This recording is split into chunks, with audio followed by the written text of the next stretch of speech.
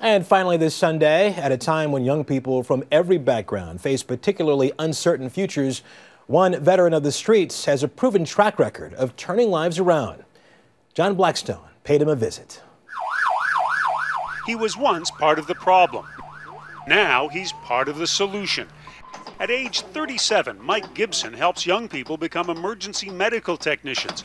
As a teenager, he served time for attempted murder and armed robbery.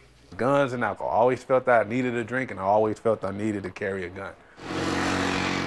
A glass tower in downtown San Francisco once seemed an impossible place for Letitia Rogers to be working. But now she's a senior auditor in an accounting firm. I had never thought that I could go to college. It wasn't even a thought that I could do that. Letitia Rogers and Mike Gibson credit one man for changing everything. Dr. Marshall. Dr. Marshall. For 24 years, Joe Marshall has been running the Omega Boys Club, a safe place in a dangerous neighborhood, giving boys and girls an alternative to gangs. The kids call him Dr. Marshall. Well, Doc is a role model to me. Like, I aspire to be something like you. Marshall knows peer pressure often gets kids into trouble. At Omega, he uses peer pressure to keep them out of trouble. Omega only works because you guys make it work. You listen to each other, make it work. Marshall's PhD is in psychology, but he works like a medical doctor, treating youth violence as a disease and self-discipline as the cure.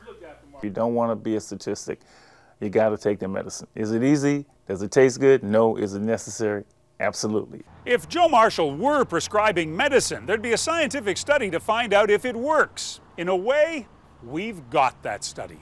What he's saying to himself. 16 years ago, we spent time with Marshall when Mike Gibson was one of the kids at Omega. He says Marshall's positive peer pressure helped him go straight. They believed in you, or believed in me, more than I believed in myself. 164 Omega kids have graduated from college. 60 more are currently in college, all supported by the club's scholarship fund. And Marshall keeps reaching out to others.